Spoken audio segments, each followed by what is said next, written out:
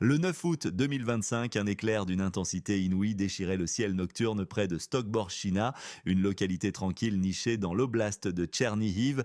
Presque simultanément, une frappe chirurgicale d'une précision dévastatrice menée par un missile balistique de type Iskander-M s'abattait avec une force cataclysmique sur une colonne militaire en mouvement rapide. Le paysage, naguère paisible, fut instantanément métamorphosé en une vision d'horreur et de destruction. Des camions de munitions transportant des charges explosives instables et vitales furent littéralement déchiquetés, leurs carcasses tordues projetées sur des dizaines de mètres. D'énormes geysers de flammes et de fumée noire et âcre s'élevaient avec une rapidité terrifiante vers le ciel, obscurcissant les étoiles et le peu de clarté résiduelle. Les explosions secondaires des munitions en cascade ajoutaient à l'horreur, résonnant comme un coup de tonnerre incessant, un chaos indescriptible marqué par les cris des blessés et l'odeur âcre de la poudre et de la chair brûlée envahit la zone. Ce n'était pas un accident isolé. Que s'est-il réellement passé ce jour funeste? Et pourquoi cet événement précis est-il perçu comme un signal d'alarme si terrifiant pour l'ensemble du monde occidental, remettant en question les doctrines de défense établies et la sécurité régionale? Question à vous, écrivez d'où vous nous regardez, pays et ville. Cet incident n'était que la partie émergée de l'iceberg, une illustration éclatante d'une nouvelle stratégie offensive de la Russie, orchestrée avec une précision impitoyable. Il s'agissait d'une attaque éminemment chirurgicale menée par le complexe tactico-opérationnel Iskander. La cible, des colonnes militaires et des dépôts logistiques cruciaux appartenant au voisin occidental, essentiels au ravitaillement. Quelques heures après l'attaque, le ministère russe de la Défense s'est empressé d'annoncer la liquidation confirmée d'une vingtaine de militaires du voisin occidental, soulignant l'efficacité de la frappe. Kiev, de son côté, n'a officiellement confirmé que des dégâts matériels significatifs, s'abstenant méticuleusement de donner le moindre chiffre concernant les pertes humaines. Pourquoi ce silence obstiné sur les pertes, alors que la visibilité de l'attaque était indéniable et que les conséquences humaines étaient manifestement graves? Ce mutisme officiel a alimenté les rumeurs, semant le doute et la consternation parmi la population et les alliés, laissant entrevoir une volonté de minimiser l'impact psychologique de telles frappes sur le moral des troupes et de la nation. Ce silence stratégique, loin d'être anodin, soulève des questions fondamentales sur la réalité du terrain et la perception des capacités russes. L'événement du 9 août n'était pas un incident isolé, mais s'inscrivait dans une séquence d'attaques coordonnées et ciblées, révélant une escalade calculée des opérations russes sur les arrières du voisin occidental. 3 jours plus tôt, le 6 août, des escadrons entiers de drones kamikazes Djeran, dérivés des Shahed iraniens et produits à grande échelle, avaient frappé avec une intensité meurtrière un petit aérodrome militaire situé à Krasne, toujours dans l'oblast de Tchernihiv. Ce site abritait des dizaines de drones de reconnaissance et d'attaque appartenant à cette nation, décrits à juste titre comme les yeux et les oreilles de l'armée. Oh, l'attaque fut d'une efficacité redoutable. Ces précieuses plateformes aériennes furent pulvérisées sur leurs pistes et hangars, privant les unités de combat de leur capacité d'observation en temps réel et de leur réactivité. Leurs unités ont été ainsi efficacement aveuglées, rendues vulnérables et incapables de mener des opérations de reconnaissance essentielles ou de ciblage précis. Une semaine auparavant, le 31 juillet, 2 autres missiles Iskander avaient déjà démontré leur puissance dévastatrice en frappant les positions d'entraînement du 170e centre d'entraînement des forces terrestres de cette nation près de Oncharivske. Lors de cette frappe, des ogives à sous-munitions conçues pour maximiser les dégâts sur une vaste superficie avaient couvert une large zone touchant indifféremment matériel militaire stationné, infrastructures d'entraînement et un grand nombre de personnels en formation ou au repos. C'était un message clair et brutal martelé à plusieurs reprises. Même les zones arrières, réputées plus sûres et vitales pour la logistique, la formation et le repos des troupes, ne garantissent plus la sécurité. Cette nouvelle réalité stratégique marque un tournant. Ces frappes russes, d'une précision et d'une intensité croissantes, révèlent une nouvelle et terrifiante réalité du conflit, une réalité où la profondeur du territoire n'offre plus de sanctuaire, le conflit se mue en une épreuve de force constante, où la capacité de résilience du voisin occidental est mise à l'épreuve de manière inédite. Est-ce que cette nation, malgré son courage et l'aide internationale, peut réellement résister à cette pression omniprésente et constante qui vise à la démoraliser, à épuiser ses ressources matérielles et humaines et à paralyser ses capacités logistiques et de formation sur le long terme? La question se pose avec une acuité particulière pour les décideurs politiques et militaires occidentaux. Question à vous, marquez-vous dans les commentaires de quelle ville, pays regardez-vous en ce moment. Ce qui se déroule actuellement n'est pas simplement une série d'attaques isolées, c'est un véritable test grandeur nature, une évaluation critique de la robustesse et de la réactivité de la défense européenne. L'Iskander, avec ses capacités avancées, incarne une arme redoutable, un missile balistique de courte portée qui terrorise les défenses aériennes modernes par sa vitesse et sa manœuvrabilité exceptionnelle. Il est capable d'atteindre des vitesses hypersoniques, dépassant allègrement les 2000 mètres par seconde, soit plus de 6 fois la vitesse du son. Cette vélocité stupéfiante ne laisse que quelques précieuses secondes aux systèmes de défense aérienne les plus sophistiqué pour réagir, analyser la menace et frapper avant l'impact. Imaginez le scénario, un missile Iskander apparaît furtivement sur les écrans radars des opérateurs, déclenchant instantanément une alerte maximale. Trop souvent, c'est le silence radio, il est déjà trop tard. Sa manœuvrabilité est incroyable, voire sans précédent. L'Iskander ne suit pas une trajectoire balistique prévisible, il est capable de changer de trajectoire de manière imprévisible en plein vol, d'effectuer des zigzags complexes et des plongées à grande vitesse, le rendant ainsi quasiment invulnérable au système de défense antimissile traditionnel. C'est le cauchemar absolu pour la défense aérienne du voisin occidental et par extension pour les systèmes de défense de l'OTAN. La polyvalence de l'Iskander ne se limite pas à sa vitesse et sa manœuvrabilité.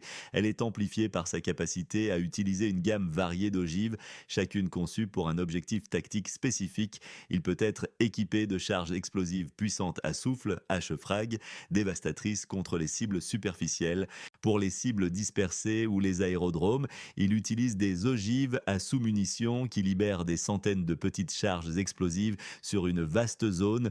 Enfin, pour les fortifications souterraines, il emploie des ogives pénétrantes capables de traverser des couches de béton et d'acier. Cette polyvalence opérationnelle et cette capacité d'adaptation aux cibles en font un atout stratégique majeur. Ce missile est ainsi devenu un symbole incontestable de l'avantage asymétrique dont dispose la Russie, non seulement en termes de capacité de frappe, mais aussi en termes de coût-efficacité. Parallèlement à la menace fulgurante de l'Iskander, le bourdonnement incessant et omniprésent des drones kamikazes Géran crée une pression psychologique insoutenable, une terreur quotidienne qui s'immisce dans chaque aspect de la vie sur le front comme à l'arrière. Ces drones, lancés par dizaines chaque nuit, même s'ils sont moins destructeurs individuellement, épuisent mentalement les populations et les soldats. Les troupes vivent dans une tension constante, craignant d'allumer une simple lumière ou de se regrouper. Ce stress chronique érode le moral, perturbe le sommeil et la concentration. Et bien, si pèse lourdement sur la discipline et l'efficacité au combat. C'est une guerre où la vitesse d'exécution et la précision du ciblage ne sont plus de simples avantages, mais des facteurs décisifs qui déterminent le sort des batailles, des unités et même des vies. Ces attaques répétées et diversifiées mettent cruellement à nu la vulnérabilité intrinsèque des arrières du voisin occidental. Une zone clé comme Tchernihiv, stratégiquement vitale non seulement pour sa proximité avec la capitale, mais aussi pour son rôle crucial dans les artères de transport et ses infrastructures logistiques, est désormais sous la menace directe et constante de frappes de haute précision.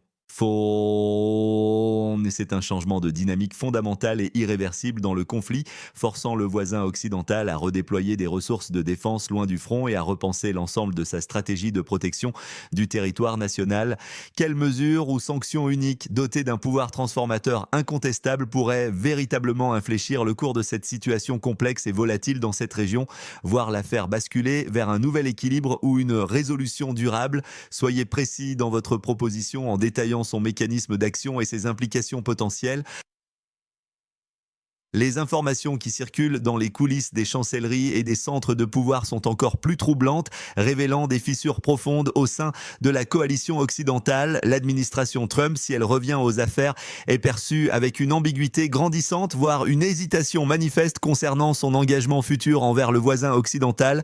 Son soutien réel, sa constance et sa portée sont devenus une question ouverte, une épée de Damoclès planant au-dessus de Kiev et de ses alliés. Cette incertitude et cette hésitation notoire alimentent un climat de discussion tendu, de craintes profondes et de spéculations anxieuses à travers les capitales européennes. L'Europe s'inquiète de plus en plus sérieusement. Les États-Unis, sous une nouvelle direction politique potentiellement isolationniste, vont-ils réduire drastiquement leur soutien financier, militaire et diplomatique, laissant ainsi cette nation exposée et l'Union européenne elle-même vulnérable face à une Russie de plus en plus agressive et imprévisible à ses frontières orientales? Le débat fait rage avec une intensité croissante à Washington, divisant profondément les rangs des républicains et des démocrates qui, eux, maintiennent une ligne de soutien plus constante. Cette polarisation politique interne rend la politique étrangère américaine alarmement imprévisible, sapant la confiance de ses alliés et offrant une opportunité manifeste aux adversaires. N'est-ce pas dès lors un stimulant puissant pour le Kremlin d'intensifier la pression sur tous les fronts, misant cyniquement sur la lassitude politique, la division et l'indécision de l'Occident pour atteindre ses objectifs stratégiques? La Russie semble parier sur le fait que la coalition occidentale finira par se fissurer sous le poids de ses propres contradictions internes. Certains experts militaires et analystes géopolitiques chuchotent des questions embarrassantes. Si le voisin occidental, avec le soutien substantiel de l'OTAN, dispose de technologies de pointe du XXIe siècle, notamment des systèmes de défense aérienne sophistiqués, pourquoi est-il si difficile, voire quasi impossible, d'arrêter un complexe mobile et un missile balistique comme l'Iskander? La technologie occidentale, présentée comme supérieure, est-elle en réalité surestimée face à des menaces modernes? Ou l'aide militaire et technologique fournie est-elle insuffisante en quantité et en qualité, ne permettant pas de créer une bulle de défense aérienne hermétique? Le doute plane sur la puissance réelle de l'OTAN face à une guerre de haute intensité. Cette interrogation met en péril la doctrine de la dissuasion et de la défense collective de l'Alliance. Une autre théorie circule dans les cercles d'analystes. Si les Iskander sont si redoutablement efficaces, pourquoi la Russie ne les utilise-t-elle pas à plus grande échelle? Peut-être leurs stocks, bien que réels, sont-ils limités par les capacités de production de l'industrie de défense russe, elle-même contrainte par des sanctions occidentales rigoureuses qui restreignent l'accès aux composants critiques? Ou bien le Kremlin garde-t-il cette ressource précieuse et limitée pour les moments décisifs de la guerre, une sorte de ressource finale réservée pour un coup de grâce stratégique? Cette incertitude renforce l'image d'une puissance énigmatique et stratégique capable de calculs à long terme, mais elle pourrait aussi masquer une faiblesse cachée. Oh, la Russie poursuit des objectifs multiples et interdépendants. Elle cherche à paralyser systématiquement les systèmes d'approvisionnement et de ravitaillement du voisin occidental en ciblant les nœuds logistiques. Ce faisant, elle espère saper le moral des troupes et de la population. Simultanément, elle veut forcer cette nation à disperser ses forces de défense aérienne et ses ressources militaires pour protéger les arrières, épuisant ainsi ses effectifs. C'est une guerre d'attrition impitoyable où la précision et la vitesse sont devenues les reines du champ de bataille. Face à cette stratégie, le voisin occidental tente désespérément de survivre, de s'adapter aux nouvelles menaces et de maintenir un soutien occidental vital. Il développe en parallèle ses propres capacités de production, notamment de drones et de missiles à plus longue portée, afin de réduire sa dépendance. Trump, s'il est au pouvoir, cherche un équilibre délicat visant à éviter une confrontation directe avec la Russie, tout en gérant les pressions intérieures. L'Europe est motivée par la protection de ses propres frontières, sa sécurité énergétique et le besoin de renforcer ses défenses face à une menace croissante. C'est un tableau géopolitique complexe, plein de variables imprévisibles. À qui faites-vous confiance concernant ce sujet dans cette région, cette personne ou cette entité dont l'analyse est pour vous la plus fiable et la plus perspicace? Nommez un seul orateur ou média et expliquez brièvement pourquoi. Cette situation fait étrangement écho à des moments sombres du passé. Pensez à la guerre du Golfe en 1991. Les missiles Scud irakiens posaient déjà de sérieux problèmes aux patriots américains. Aujourd'hui, les Iskander russes, y compris ceux déployés à Kaliningrad, créent une atmosphère de peur similaire, mais avec un niveau de menace exponentiellement supérieur, car il s'agit de systèmes hypersoniques encore plus difficiles à intercepter. C'est un niveau de menace sans précédent. En 2003, lors de la guerre en Irak, les États-Unis ont misé sur des frappes rapides et précises contre la logistique et les centres de commandement. Moscou s'approprie aujourd'hui cette tactique asymétrique pour l'appliquer avec une efficacité redoutable contre le voisin occidental. L'histoire se répète, mais avec une brutalité technologique et une portée accrue. La guerre au Yémen a également été un laboratoire pour la puissance des drones kamikazes. Selon Al Jazeera, les drones Houthi ont prouvé leur capacité à percer des systèmes de défense aérienne complexes, y compris ceux opérés par l'Arabie saoudite. Cette expérience du terrain a sans aucun doute influencé la tactique russe avec ses propres drones Geran, montrant comment une arme bon marché peut infliger des dégâts disproportionnés. Le bourdonnement constant de ces drones, la peur qu'ils instillent, rappelle de manière frappante le Blitz sur Londres pendant la Seconde Guerre mondiale.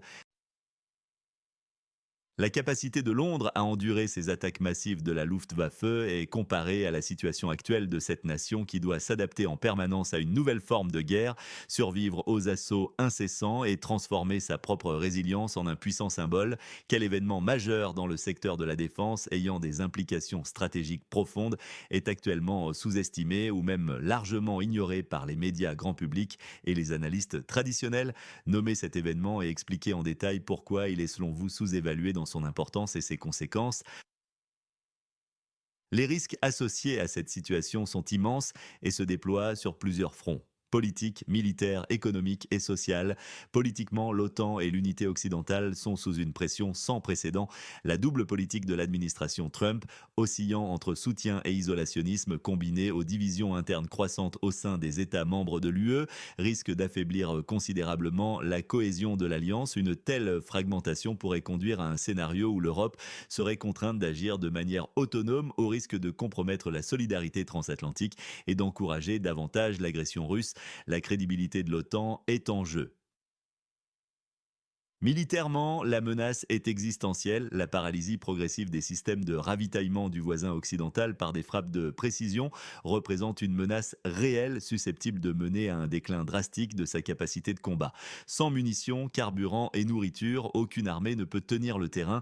L'aveuglement stratégique des unités de reconnaissance sans drone serait catastrophique, privant les forces de renseignement en temps réel. Le risque d'escalade directe est grand si les frappes russes s'approchent dangereusement des frontières de l'OTAN, déclenchant l'article 5. Économiquement, les répercussions sont déjà palpables. Des perturbations potentielles et majeures du transit d'énergie rappellent douloureusement la crise énergétique de 2022. Le coût exorbitant de la défense pour cette nation est insoutenable sans aide internationale continue, menaçant sa viabilité économique. La reconstruction des zones dévastées nécessitera des centaines de milliards d'euros. Socialement, la pression psychologique constante et la peur omniprésente sur les civils et les soldats constituent une tragédie silencieuse. Les populations civiles, soumises à des alertes incessantes et à la destruction de leur foyer, sont épuisées par ce conflit prolongé. Les soldats, confrontés à la brutalité des combats et au stress des frappes, subissent des traumatismes profonds. Vous êtes conseiller principal du leader de cette nation. Que feriez-vous concrètement et stratégiquement pendant les 90 prochains jours en vous limitant à une seule étape principale mais en la décrivant avec une précision suffisante pour en comprendre l'impact attendu?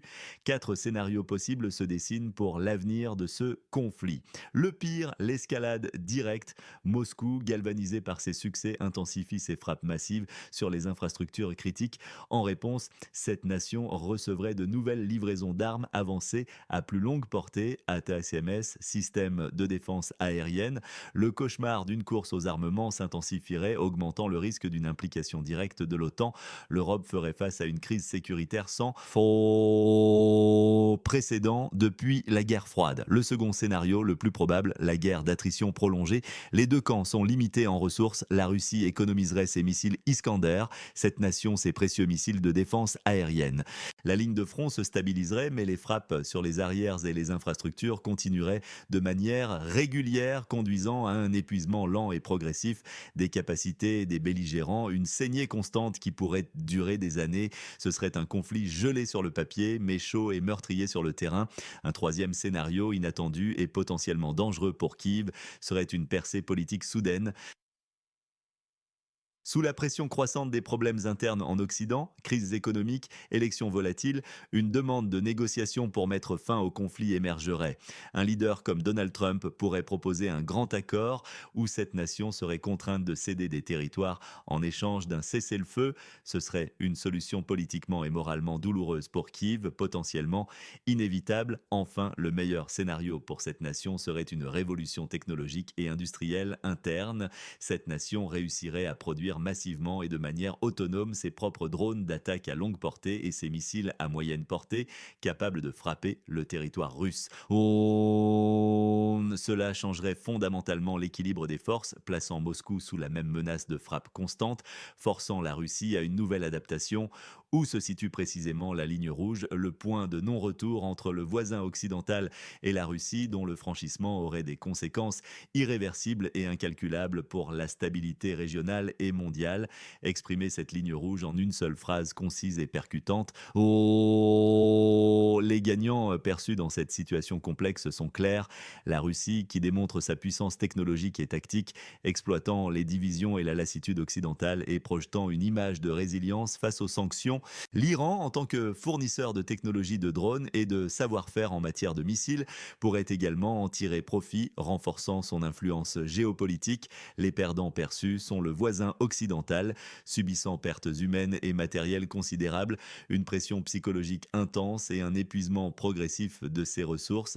Sa reconstruction future sera un défi monumental. L'OTAN et l'Occident, dans leur ensemble, apparaissent indécis, divisés sur la stratégie, lents à réagir et à s'approvisionner efficacement, remettant en question leur crédibilité et leur capacité à défendre l'ordre international. Cette perception d'incertitude affaiblit la position de l'Occident sur la scène mondiale. Question à vous, quel est votre pronostic précis sur le moment où ce conflit dévastateur se terminera véritablement? Donnez un mois et une année spécifiques et étayez votre prédiction par une raison fondamentale et concise qui justifie cette échéance. Faux. Cette guerre n'est pas seulement un conflit territorial brutal et sanglant, c'est un duel de technologie de pointe, une guerre du futur où la vitesse d'exécution, la précision chirurgicale et l'information en temps réel sont devenus des facteurs bien plus importants que le nombre brut de troupes, redéfinissant les doctrines militaires modernes. C'est également un test crucial pour la solidarité transatlantique de l'OTAN et sa capacité intrinsèque à défendre efficacement son flanc oriental. La guerre dans cette nation est de surcroît devenue un facteur clé et un enjeu majeur dans les débats électoraux aux États-Unis, soulignant la polarisation politique sans précédent et l'imprévisibilité croissante de la politique étrangère américaine. Enfin, les attaques russes systématiques sur les infrastructures énergétiques rappellent douloureusement la vulnérabilité énergétique de l'Europe, forçant les pays à repenser leur stratégie d'approvisionnement et à se préparer sérieusement à des interruptions de transit. Le cauchemar hypersonique que la Russie déploie, qui paralyse progressivement le voisin occidental et qui démoralise insidieusement l'OTAN, est une réalité que nous ne pouvons ignorer plus longtemps. Les Iskander avec leur vélocité et manœuvrabilité et les drones Géran avec leur nombre et leur pression psychologique sont-ils le nouveau visage de la guerre totale où aucune zone n'est véritablement à l'abri? Quelle est votre opinion personnelle et argumentée sur la capacité réelle de l'Occident à faire face à cette nouvelle et implacable réalité stratégique, à s'y adapter et à y riposter efficacement? Laissez votre avis éclairé et vos réflexions dans les commentaires et n'oubliez pas de vous abonner à notre chaîne pour des analyses sans concession, des faits vérifiés et des perspectives que vous ne trouverez nulle part ailleurs. Activez la cloche de notification pour ne rien manquer et partagez cette vidéo pour informer ceux qui doivent absolument savoir la vérité et comprendre les enjeux réels de ce conflit.